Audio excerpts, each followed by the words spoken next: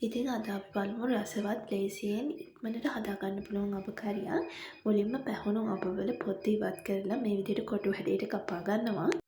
කරන් මිරිස් ටිකක් බැදගෙන ඒක ගලේ අබරලා ගන්න. මිරිස් ගලක් නැති කට්ටියට බ්ලෙන්ඩ් කරලා ගන්න පුළුවන්.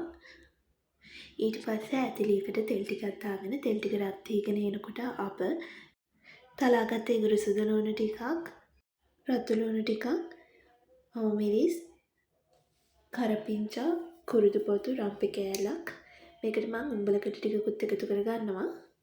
ඊට පස්සේ මේ සියල්ල හොඳට තෙලෙන් පරාද කරගන්න ඕනි. අපි දැන් මේකට කලින් බ්ලෙන්ඩ් කරගත්ත කරන් මිරිස් ටික එකතු කරගන්නවා.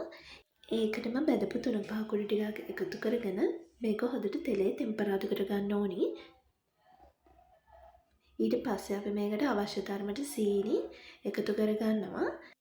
මේ වෙලාවේ අපි උක්කු පොල් කිරි ටිකක් එකතු කරගන්නවා. ඊට පස්සේ අපි ඒකට කහ කුඩු, ගම්මිරිස් කුඩු, ලුණු එකතු කරගෙන මේක හොඳට කලවම් කරන්න ඕනි. දැන් අපි කපාගත්ත අඹ කෑලි ටික එකතු කරගන්නවා. ඊට පස්සේ අපි මේක පියනකින් වහලත් සාමාන්‍ය ගින්දරේ උයා ගන්නවා. මේක ගොඩාක් වෙලා උයා ගන්න අවශ්‍ය වෙන්නේ නැහැ. මේක ඉක්මනට තැම්බෙනවා.